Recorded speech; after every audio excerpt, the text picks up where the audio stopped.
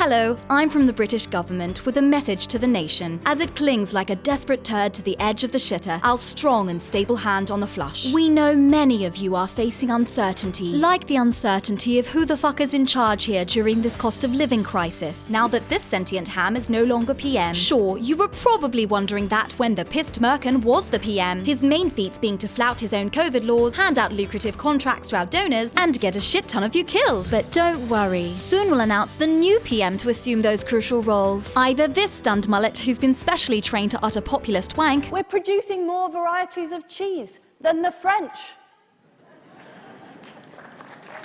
Or this harrowing twat who boasts of stealing money from the poor. So both well qualified for the job. And when we announce the winner, we'd like you all to pretend this is a brand new government, not the exact same one that's fucked you sideways into a full-blown state of social, economic and ecological collapse. Cause nothing says a brighter, more secure future than plummeting wages, soaring inflation, poverty, hunger, food banks, a collapsing health system, under-resourced rescue services, cities on fire, dying rivers, drought, crop failures, overflowing sewage, and polio.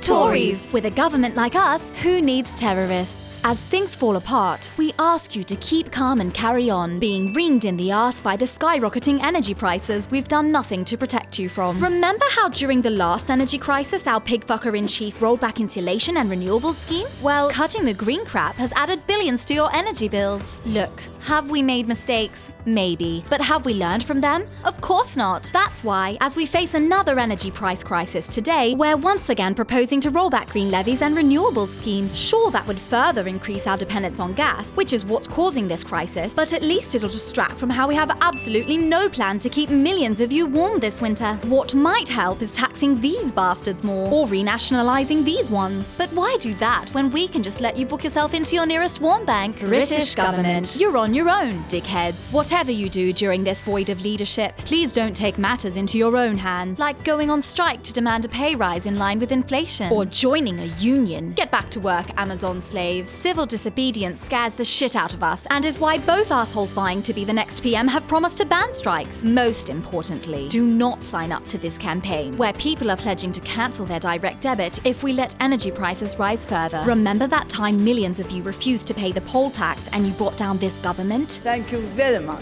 Goodbye. We wouldn't want to have that again, would we? Because, you see, your masters have not heard the people's voice for a generation, and it is much, much louder than we care to remember. Now get back to work, Britain. Our tax havens and free ports aren't going to pay for themselves, you pieces of shit. God save the Queen. Authorised by Scott Morrison, Minister for Everything, Everywhere.